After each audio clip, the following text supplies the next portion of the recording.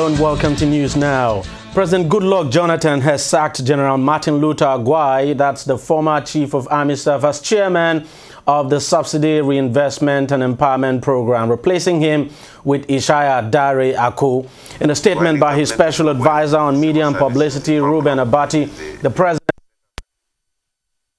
continuation of his efforts to reposition federal government's agencies for optimal delivery.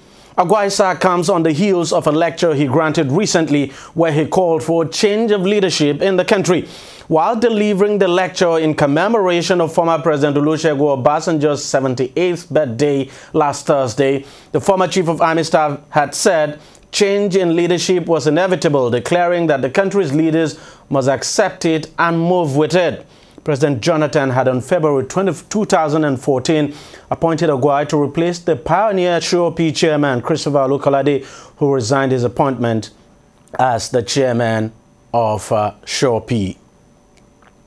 Now, indigents of Chibok community have rejected the gesture of the Nigerian government to reconstruct government secondary school Chibok in Borno State, where over 200 schoolgirls were abducted by Boko Haram insurgents in April last year.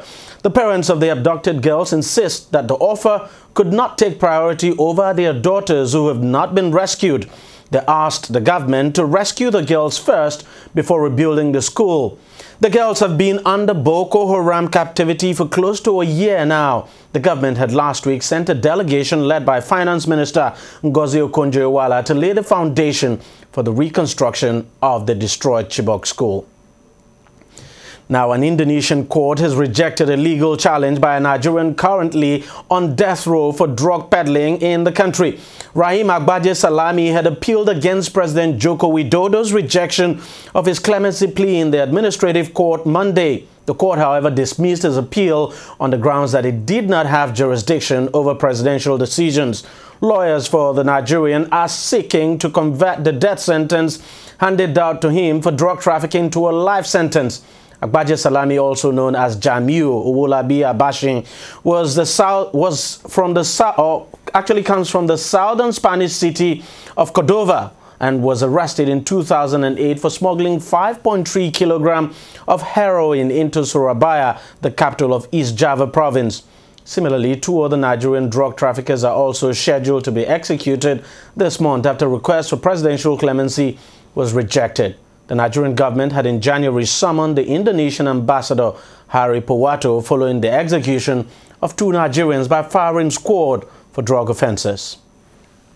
Now, with Nigeria's general elections less than 3 weeks away, governors of the ruling People's Democratic Party (PDP) stormed Lagos today to campaign for President Goodluck Jonathan. The governors addressed a select group of civil society leaders, making a passionate speech for the president.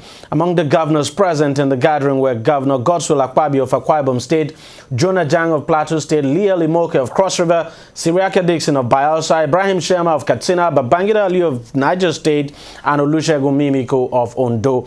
Others include Governors Ayo Fayoshi of Ekiti, Ibrahim Dankwambo of Gombe, Mukhtar Ramalan Yero of Kaduna, and Balangilari of Adamawa State. Now, speaking to journalists, Governor of Niger State Babangida Ali said the postponement of the election has helped to reduce the tension in the country, especially following the victory recorded by the military in the northeast of the country. On his part, chairman of the PDP Governors Forum and Governor of Akwa Ibom State, Godswill Akpabio, explained that the forum's meeting is not due to panic or pressure from any quarters, but a forum to highlight the achievements of the PDP government and why it should be returned to power. Nigeria's President Goodluck Jonathan has launched the GWIN project, a federal government initiative to empower women and girls in Nigeria. Inaugurating the initiative in Abuja, the president emphasized the importance of women in the growth and development of a nation. He added that women should not be sidelined in the affairs of any country. Both the ministers of Communication Technology and Agriculture presented a breakdown of what they had done so far with the funds made available for the projects. Minister of State for Agriculture Asabe Ahmed said that the approach they took was to select members from women cooperative groups nationwide to train and provide them starter packs. Minister of Finance Ngozi Okonjo-Iweala said a unique budgetary approach has been adopted by the federal government to execute the GWIN projects. A Gombe State Commissioner has been charged to court by the Economic and Financial Crimes Commission (EFCC) for his alleged involvement in the 97 million naira contract scam. Bulus Adamu Samuel, who is the Commissioner for Culture and Tourism, was arraigned on a 4-count charge bordering on conspiracy, forgery, contract scam, misappropriation of public funds, theft and abuse of office. He pleaded not guilty to the charge. In view of his plea, counsel to EFCC Naimeka Omewa prayed the court to fix a date for hearing and to remand the accused in prison custody. Of course, both requests were granted by the court. The leadership of the Movement for the Actualization of the Sovereign State of Biafra, MASSOB, has endorsed President Goodluck Jonathan for a second term in office. The decision was reached after its National Executive Committee meeting of the group. A statement issued by MASSOB's National Director of Information, Uchenna Madu, said the national leader of the group, Rafu Wazurike, and a few others boycotted the meeting. The group says it is endorsing the president because he is a Christian, a close neighbor of the Igbo people, and an in-law. MASSOB had earlier said it would resist election in the South if the chairman of the Independent National Electoral Commission, INEC, Professor Tairo Jega, did not resign. The group says Jega has become partisan and supporting the opposition All Progressives Congress, APC. Now, Nigeria's Minister of Works, Mike Onelememe, says the Ministry of Finance has slashed the ministry's 100 billion naira proposed budget for 2015 to 11 billion naira, which represents an 89% slash.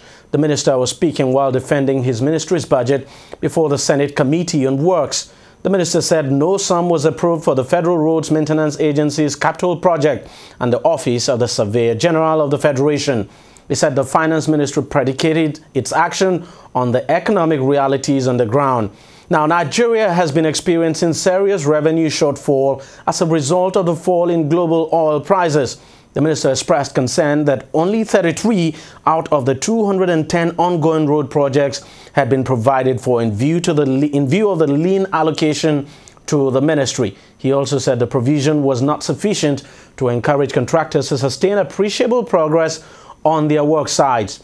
The chairman of the Senate Committee on Works, Ayo Goeze, said the budget was very terrible for a sector that needs at least 500 billion naira annually for road construction and maintenance. We'll take a short break now. When we come back, we'll look at business stories and, of course, the world of sports. Honorable Victor Osei is a great man. Before you can find somebody, a politician, to bring out of his money to be sponsoring people with disability. And let me tell you, it's going to be hard because we know what our politicians use their money for.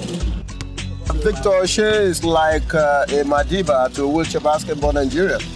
So he has really done a lot of things and development, and it makes us have a lot of international players. He has sponsored us to some international tournaments, and he has used his life to contribute immensely for the disability persons, and we are seeing the outputs because a lot of people from the lead to the end from his tournaments is changing their lifestyles. Since Victor Osei came in, it's been one success story and the other. I couldn't imagine that somebody of that caliber could have a soft spot. Oh, I don't know, he has a large heart.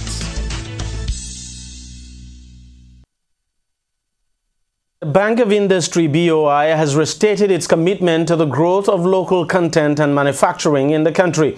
Head of the bank, Rashid Olaoluwa, said the nation must shift focus from importing products that can be produced locally in the country.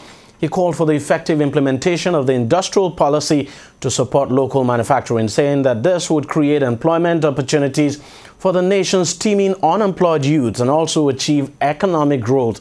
He said Nigeria's foreign reserve has been under pressure because Nigeria has been importing what can be produced locally.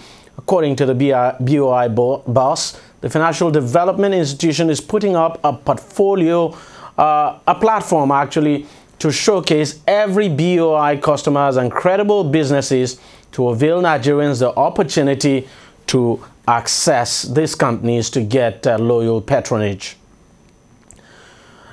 Now, a court in Ivory Coast on Tuesday sentenced the former First Lady of the country to 20 years in jail for her role in post-election violence after the 2010 poll in that country. Simone Gbagbo, 65, had been charged with undermining state security. Her husband, former Ivory Coast President Laurent Gbagbo, is awaiting trial at the International Criminal Court in The Hague. More than 3,000 people died in the violence that followed the presidential poll after the ex-leader refused to concede defeat to Alassane Ouattara. That's the current prime minister, the current leader of that country, actually. She and her husband were arrested in 2011 after troops stormed a bunker where the pair had taken refuge in the main city, Abidjan. A German woman fighting with Kurdish militia against the Islamic State of Iraq and the Levant, ISIL, in Syria has been killed, Kurdish officials have said. Kurdish People's Protection Unit spokesperson Nawar Khalil said Monday that Ivana Hoffman, 19, died Saturday while fighting alongside the armed group near the Syrian village of Tel Tamir. According to the Associated Press news agency, Hoffman is a third foreign national known to be killed fighting with Kurdish forces against ISIL in Iraq. 3 French sports personalities were among 10 people killed when 2 helicopters collided in Argentina on Monday evening. The French presidential office isn't actually confirmed. The helicopters were reported to be heading to a gorge in northwestern Argentina for the filming of the reality TV show Dropped for the French broadcaster TF1. 8 French nationals and their 2 Argentine pilots also died in the mid-air crash near the town of Villa Castell in La Roya province. Yachtswoman Florence Atwood, Olympic swimmer Camille Moffat, and Olympic boxer Alexis Vastin have been identified as the dead athletes. Now, I don't know what to make of this story, but former Super Eagles striker Yakubu Aiyegbeni and Kalu Uche have emerged the highest paid Nigerian football players in the recently compiled report of Nigerian footballers' earners list. The report named former Super Eagles striker Yakubu Aiyegbeni the richest Nigerian player. Now, the pundit report also explained that Reading Football Club of England striker Aiyegbeni and Kalu Uche are Nigerian highest earners in Europe in the 2014-2015 season. The 2 Nigerian internationals who were formerly players in the oil-rich Qatari club Al Rayyan earn over $2.2 million each year. Next on the list comes Chelsea Football Club midfielder Mikel Obi and Sounder Seattle striker Obafemi Martins, who are earning $2 million per year. But there's no Nigerian player that made it to the yearly rich list, in which other African players like Samuel Eto'o and Yaya Toure were included. Most of us thought Yakubu Aiyegbeni was expired, but man, this guy is still playing in, that's a championship in England, playing for Reading and still making so much money. Well, what can I say? Enyimba head coach Kadiri Kana says his players are in good mood going into the clash against the Egyptian giants, Smoha Sporting Club. The 2-time African champions will confront the North African side in Sunday's CAF Champions League second round first leg fixture at the Enyimba International Stadium, Aba. Ikana said the Greek players are fully back in training and quite poised for a comfortable win on home soil on Sunday. Enyimba edged their Beninois opponents, Buffaloes du Bogo, 4-0 on aggregate in the first round of Africa's Elite League competition, and will do better off, of course, with a repeat performance before the second leg clash in Alexandria in the weekend of April 3rd to 5th. Former Manchester United captain Roy Keane says it would be a disaster if the club fails to finish in the top 4. But believes Louis van Gaal needs 2 or 3 years to rebuild the squad. United's last realistic chance of silverware vanished as they were beaten in the FA Cup semi-finals. Keane, who won 7 Premier League titles, 4 FA Cups and the Champions League during a 12-year career at Manchester United from 1993 to 2005, said, quote, "A lot of fans don't quite understand how to run a football club as big as Manchester United." Well, I saw that game last night, and to be candid, Manchester United were roundly beaten. And too bad for Angel Di Maria. He got a red card and, of course, has come under severe criticism from Louis van Gaal. Thank you very much for watching News Now. We'll see you again tomorrow.